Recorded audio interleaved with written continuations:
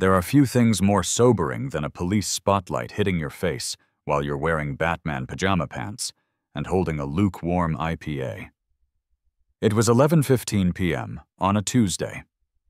The crickets were chirping, the humidity was manageable for a Midwest summer, and I was, by all accounts, engaging in the dangerous felony of sitting on my own porch. I squinted against the blinding LED glare. A silhouette stepped out from behind the cruiser door. "Evening," the voice was tired. It was the voice of a man who had been promised excitement at the academy and was now spending his career mediating disputes about trash can placement. "Evening, officer," I said, shielding my eyes. "Is there a fugitive hiding in my hydrangeas?" The officer, whose name tag read Miller, sighed. It was a heavy, lung-emptying sigh that rattled his utility belt. He clicked off the spotlight, plunging us back into the amber glow of the street lamps. He walked up the driveway, hitching up his pants. He looked like he wanted to be literally anywhere else, perhaps a war zone. It would be quieter. "We got a call about a rave," Miller said, looking at my beer. Then he looked at my empty lawn. Then he looked at me. "Are you raving, sir?" "Internally, maybe. I had a very good sandwich for lunch." Miller cracked a smile. "Right. Look, Mr. Harrison, we got a noise complaint. Uncontrolled chaotic reverberations was the phrase used by the caller." "Brenda," I said. It wasn't a question. "I can't disclose the caller's identity," Miller recited automatically, though his eyes drifted specifically to the house directly to my left, a house where the blinds were currently twitching. "Officer Miller, look at me," I gestured to my Batman pants. "Do I look like the source of chaotic reverberations?" "I don't hear anything," Miller admitted. He took out his notebook. "But I have to check. Is there any machinery running? Pool pump, HVAC unit, dubstep synthesizer?" "Nothing." Miller nodded. He turned to leave. At that exact moment, a gentle, fragrant breeze rolled through the Willow Creek estates. It brushed past the oak tree, rustled the leaves, and finally kissed the 6 long, brushed aluminum tubes hanging from my porch eave. Ting, ding. The sound was deep, resonant, and beautiful. These weren't the tinny, high-pitched $5 wind chimes you buy at a beachside gift shop that sound like silverware falling down a flight of stairs. These were Corinthian bells, hand-tuned to the pentatonic scale of C major. They had been a gift from my grandmother before she passed. A woman who believed that a house wasn't a home unless it sang. Officer Miller stopped. He looked up at the chimes. "That?" he asked. "My grandmother's chimes," I said, a defensive edge creeping into my voice. "They're nice," Miller said. "But sound travels, son, especially at night." "They are wind chimes, officer. They operate on wind. I don't control the weather. If I did, I wouldn't live in a neighborhood where the HOA president measures grass height with a micrometer." Miller chuckled. "Careful. That sounds like a confession to a motive." He tipped his hat. "Just maybe grab the clapper for the night? Save us both the paperwork?" "Sure," I lied. "Good night, officer." As his cruiser rolled away, I didn't grab the clapper. I stared at the dark window next door. Brenda. Brenda was the president of the Willow Creek Homeowners Association. She was a woman who viewed the concept of joy as a zoning violation. She smelled of aggressive potpourri and judgment. Her lawn was manicured to within an inch of its life. Literally, she fined people if their grass exceeded 2.5 inches. The feud had started 2 weeks ago. I was grilling burgers. Brenda had marched onto my property, clipboard in hand, like a weapon of mass instruction. "Mark," she had said, not asking. Those bells, they are intrusive. They're soothing, Brenda. Grandmother's gift. They are auditory litter, she snapped. I can hear them from my reading nook. It disrupts my meditation. Maybe you should meditate harder, I suggested. That was the wrong thing to say. The next morning, the certified letter arrived. A $500 fine for unauthorized noise-generating exterior decor. I had refused to pay it. I refused to take them down. And now, she had called the cops. I looked at the chimes. They swayed gently, oblivious to the war they had started. Don't worry, girls, I whispered to the aluminum tubes. Daddy's got a plan. The next morning, I called in sick. I didn't have the flu. I had a vendetta. My dining room table was covered in paper.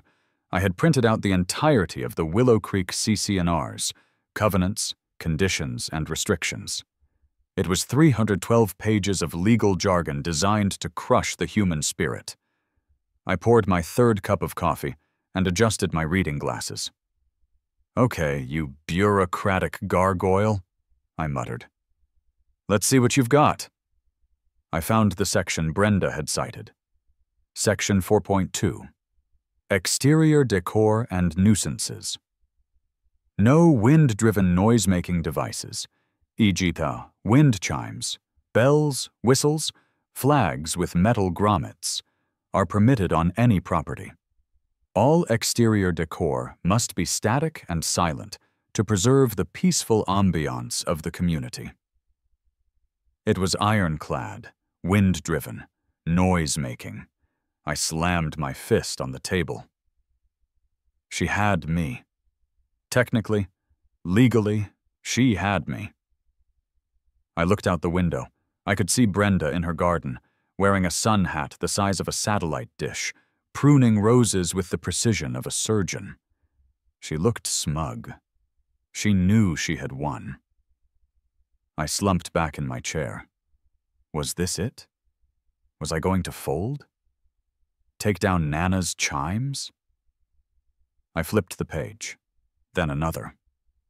I read through fence height regulations. I read through permissible shades of beige for stucco.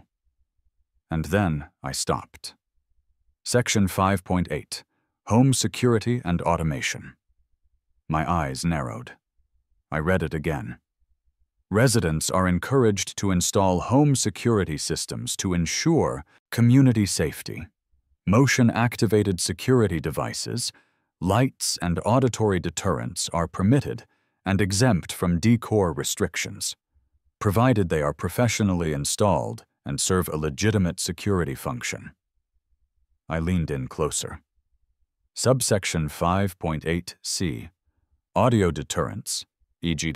alarms, voice warnings, must not exceed 60 decibels as measured at the property line to prevent hearing damage. My brain began to vibrate. Wind chimes are wind-driven. That was the violation in Section 4.2. But Section 5.8 allowed motion-activated devices, and Section 5.8 allowed audio. It didn't specify what the audio had to be. It just called it a deterrent. A deterrent against what? Trespassers? Stray cats? Or perhaps a deterrent against stress? A deterrent against silence? I checked the decibel limit. 60 decibels. That's the volume of a normal conversation, or a quiet dishwasher, or soft jazz. A wicked, Grinch-like smile spread across my face. I grabbed my keys. I needed to go to the HOA appeal meeting tonight, but first, I needed to make sure I had the legal groundwork laid. The meeting was held in the community center basement, a room that smelled of floor wax and dashed dreams. The board sat at a folding table on a slightly raised platform, giving them the appearance of a discount Supreme Court. Brenda sat in the center. Item 4, she announced, looking over her spectacles. Mark Harrison, appeal of Fine 4092 regarding unauthorized wind chimes. I stood up. Madam President, members of the board. Mark, make it quick. Brenda said, tapping her pen. "The rules are clear. Section 4.2. "I am aware of Section 4.2, I said calmly. "I am simply here to clarify the definitions. The issue is that the device is wind-driven and creates uncontrolled noise, correct?" "Correct," Brenda said, looking bored. "It's chaotic. It's loud. It's banned. Motion denied. Pay the fine and remove them by Monday, or we put a lien on your house." "Understood," I said. "So, just for the minutes, if a device is not wind-driven, but rather an electric security device, and it stays under the noise ordinance limits, it is permitted under Section 5.8? Brenda rolled her eyes. She clearly hadn't memorized Section 5.8. "If it's security, Mark, fine. Just get rid of the chimes. Next item." "Thank you," I said. "That's all I needed." I walked out of the community center with a spring in my step. I had her on record. Now I needed a contractor. Finding a contractor who specializes in spite is difficult. Finding one who specializes in high-end outdoor audio and hates HOAs is surprisingly easy. I found Decibel Dave on a forum for home theater enthusiasts. His reviews were stellar, mostly from divorced dads turning their basements into IMAX theaters. I called him the next morning. Dave pulled up in a van that looked like it could launch a nuclear missile. He was a guy in his late 40s, wearing a tool belt and a t-shirt that said, "It hurts when I IP." "So," Dave said, standing in my backyard, chewing on a toothpick. "Let me get this straight. You want a high-fidelity outdoor sound system?" "Yes," I said. "But you don't want it for parties?" "No." "And you don't want it for movies?" "No." "You want it." Dave pointed to the fence line separating my yard from Brenda's. "To target that specific 20-foot stretch of hydrangeas, triggered only by motion, playing audio at exactly, what was it? 59 decibels, I said. "The limit is 60. I want to be safe." Dave stared at me. Then he stared at Brenda's house. He saw the no trespassing signs she had pointed at my yard. A slow grin spread across his face. "Is she the one?" Dave whispered. "The one who measures the grass?" "The very same." Dave spat out his toothpick. "I'll give you the friends and family discount. My HOA made me paint my mailbox Tuscan truffle instead of desert sand. I hate them." We spent the next hour planning. This wasn't going to be a Bluetooth speaker duct-taped to a tree. This was military-grade sonic warfare. "We go with the Rockustics," Dave said, flipping through a catalog. "Simulated granite housing, weatherproof, directional tweeters. We can bury the subwoofer near the property line to give the base some presence." "Subwoofer?" I asked. "For 59 decibels?" "Mark, my friend," Dave put a hand on my shoulder. "It's not about volume. It's about texture. We want the sound to wrap around her. We want her to feel the jazz in her fillings." "And the sensors?" "PIR, passive infrared," Dave said excitedly. "High sensitivity. We can calibrate the beam width. Anything bigger than a rabbit moves on her side of the fence? Bam! Smooth jazz." "Is that legal?" "It's a security system," Dave winked. "We're detecting intruders. The audio is just the warning signal. It just happens to warn them with the dulcet tones of Kenny G." "What about the power?" "Hardwired to your mains. Backup battery in case she cuts the line. We'll put the amp in a locked enclosure." "Do it," I said. "When can you start?" "I've got a cancellation this afternoon. Let's rock." By 5:00 p.m., the system was live. It was invisible. 2 rocks sat innocuously near the fence. A tiny, laser-precise motion sensor was hidden in the knot of my oak tree, pointed directly at Brenda's garden path. Now came the most important part: the playlist. Dave hooked his laptop up to the system. All right, what are we thinking? Heavy metal? Screaming goats? No, Dave, too aggressive. That violates the nuisance clause. We need compliance. We need something that is technically relaxing, but objectively maddening when repeated on a loop. We scrolled through Spotify. Soft jazz? Dave suggested. Specifically, elevator bossa nova, I said. The kind of music you hear while being put on hold by an insurance company. No vocals, just infinite, soulless saxophone noodling. We found a 10-hour playlist titled Royalty-Free, Corporate Lounge Vibes. It's perfect, I whispered. It was horrible. It was the musical equivalent of beige wallpaper. Calibration time, Dave said. He pulled out a professional decibel meter. Go walk over there. I walked to the fence. Click. The sensor tripped. Suddenly the air was filled with a gentle, rhythmic, bossa nova beat. Ba-da-da-da, do-wee-oo. Read, Dave shouted over the sax. I held up the meter. 58.5 decibels. Clean, Dave shouted. Crystal clear. It sounds like Kenny G is trapped in a granite boulder. I paid Dave $2,000. It was the best money I had ever spent. That evening, I ceremoniously removed the grandmother's wind chimes. I placed them gently in a velvet-lined box. I took a photo of the empty porch eave and texted it to Brenda. Caption: As requested, chimes are down. Have a peaceful evening. I poured a glass of wine and sat in my darkened living room, watching through the blinds. 7:00 p.m. The sun was setting. Brenda's back door opened. She stepped out, wearing her gardening clogs and holding a watering can. She looked toward my porch. She saw the empty hooks. I saw her shoulders relax. She smiled. A victory smile. She stepped off her patio and onto the grass path near the fence. Click, doo-be-doo, bada-bop. The rock oustics fired. A silky synthesized flute solo drifted through the air. Brenda froze. She looked around. She looked up at the sky. She looked at her own roof. The music was directional. It was aimed precisely at her.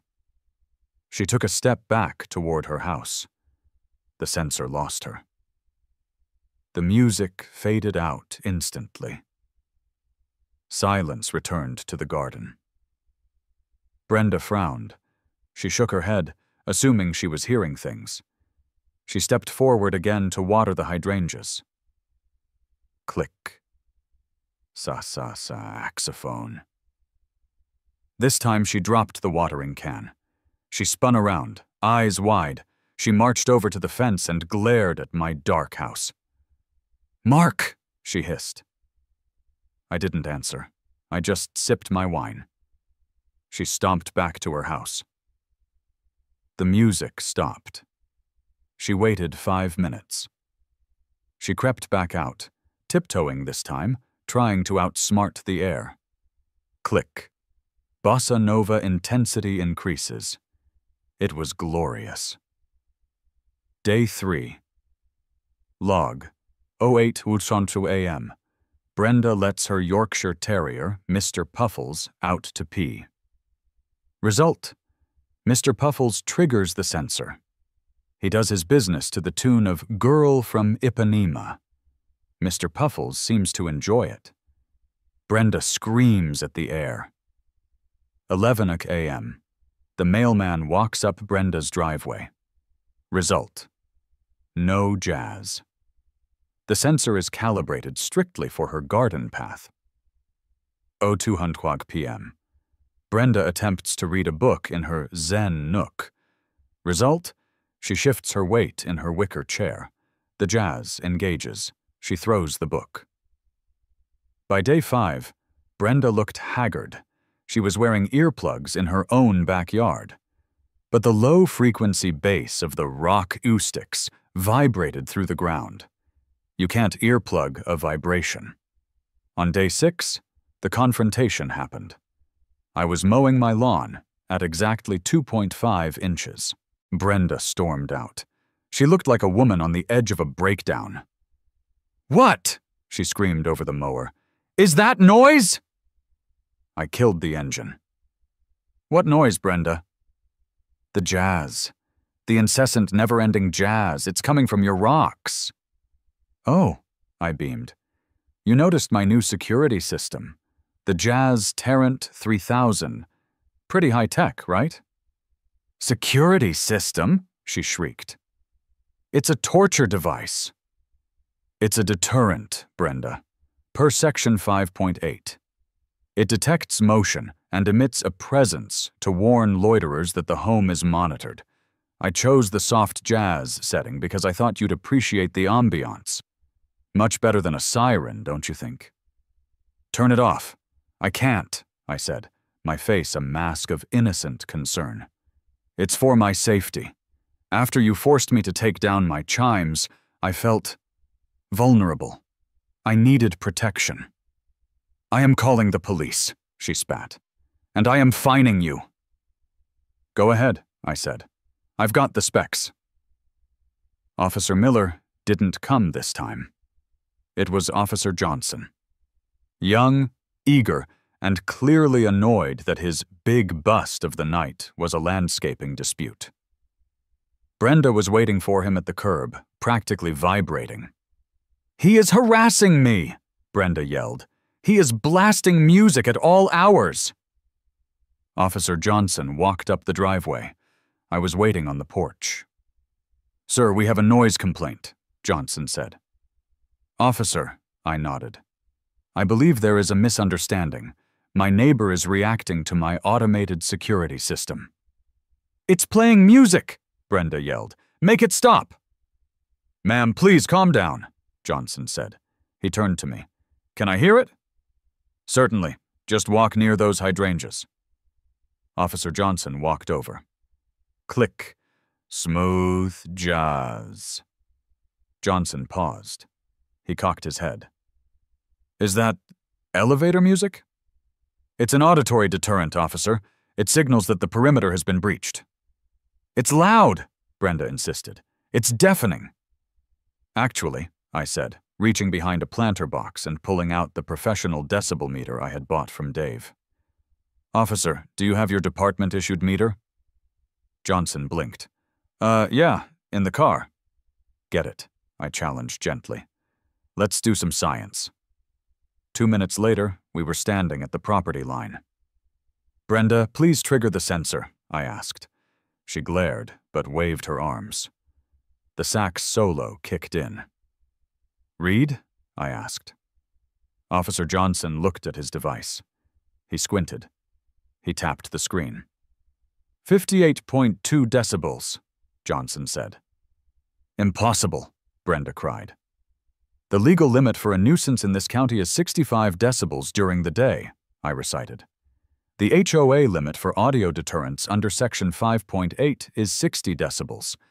As you can see, I am operating at a considerate 58.2. Johnson looked at me. Then he looked at the rock. Then he looked at Brenda. "Ma'am, he's right. It's under the limit. It's actually quieter than your voice right now." "But it plays every time I move." "Then stop moving near his fence," Johnson shrugged. "Sir, nice system. Have a good night." As Johnson walked away, I saw Brenda's spirit break. It was a tangible thing. She slumped. The jazz played her out like she was the loser in a game show. Brenda was down, but she wasn't out. She was a career bureaucrat. If she couldn't beat me on volume, she would beat me on aesthetics. 2 days later, I received a new fine. Violation. Unapproved landscape alteration. Description. Fake rocks do not match the geological profile of the Willow Creek indigenous stone. I laughed. I called Dave. "Dave, she hates the granite look." "No problem," Dave said. "I'll come by and spray paint them sandstone beige. It'll cost you a 6-pack. The rocks were painted. the fine was voided. Then Brenda got dirty. She started using a leaf blower. She wasn't blowing leaves. She was aiming her electric blower at the sensor, trying to trigger it continuously. Her logic, I assumed, was to overheat the system or drive up my electric bill. For 3 hours, she stood there. Vrrr. The jazz played. Do-do. It was a stalemate of noise. But I had anticipated this. I texted Dave. Mark, engage Protocol B. Dave had installed a remote access feature. Protocol B was the high-frequency motion setting. If the sensor tripped more than 50 times in 1 minute, like, say, from flapping leaves blown by a blower, the playlist shifted. Brenda was revving the blower. She was sweating. Suddenly, the smooth jazz cut out. A deep, booming voice, the kind used for movie trailers, emerged from the rocks. Warning, aggressive motion detected. Initiating verbal de-escalation. Brenda dropped the blower. The voice softened. It became a soothing, British male voice. Why is there anger in your heart? The garden is a place of peace. Let go of your hostility. Breathe in, breathe out. You are projecting your insecurities onto the fence. Brenda shrieked. She ran inside. The British voice called after her. Run from the truth, and you run from yourself. The notice for the emergency HOA meeting was taped to my door the next day. Agenda: Prohibition of electronic audio devices and revision of Section 5.8. She was going to change the laws to kill the jazz. The meeting was packed. Usually only 3 people show up. Tonight there were 50. Word had spread. The Jazz House had become a local legend. Brenda stood at the podium. She looked tired. She looked like a woman who had heard too much saxophone. We are here, she rasped, to ban motion-activated audio. It is a blight. It is harassment. It must go. She motioned to vote immediately. Objection! I stood up. Sit down, Mark. I have the floor, Brenda, and I have a presentation. I connected my laptop to the projector. Neighbors, I said, Brenda wants you to believe this is about noise, but it's actually about safety. I clicked the remote. A graph appeared. It showed a red line dropping to 0. Since I installed the Jazz Torrent, 3,000, package theft on our street has dropped by 100%. This was true, mostly because we hadn't had any theft before, but the graph looked impressive. Furthermore, I said, clicking to the next slide, if you vote to ban motion-activated audio, you are voting to ban these. I flashed a picture of a Ring doorbell. Every one of you has one. It makes a noise when you press it. It is motion-activated. Under Brenda's new rule, you will all have to rip out your security cameras. A murmur of dissent went through the crowd. I'm not losing my Ring cam, Mrs. Higgins shouted. I need to see when my insulin arrives. Exactly, I shouted. Brenda is anti-security. She is pro-crime. Brenda pounded the gavel. That is not what I meant. And I played my ace card. I have video evidence of the harassment I have endured. I played a montage. It was footage from my own security camera. It showed Brenda with the leaf blower. It showed Brenda screaming at a rock. It showed Brenda throwing a book at a bush. Set, of course, to the Benny Hill theme song. The room erupted in laughter. Even the other board members were hiding smiles. The vote, the vice president said, taking the microphone from a stunned Brenda. All in favor of the ban? Brenda raised her hand. Nobody else did. All opposed? 50 hands went up. The ban fails. The jazz stays. Brenda resigned 2 weeks later. She cited health reasons, but we all knew she just wanted to move to a neighborhood where the fences were silent. She sold her house to a young couple who play the drums. I like them. The new HOA president is Dave. Not Decibel Dave, but a guy named Steve who wears cargo shorts and doesn't own a ruler. The first thing Steve did was abolish the wind-driven noise rule. The day the rule changed, I went out to my porch. I took down the rock sticks. I packed them away in the garage. They had served their purpose. They were veterans of the Great Sonic War. I opened the velvet box. I took out grandmother's chimes. I hung them back on the hooks. I sat down in my chair, cracked open a cold beer, and waited. A breeze rolled in from the west. Teeing. It was the sweetest sound I had ever heard. I closed my eyes, and if I listened really,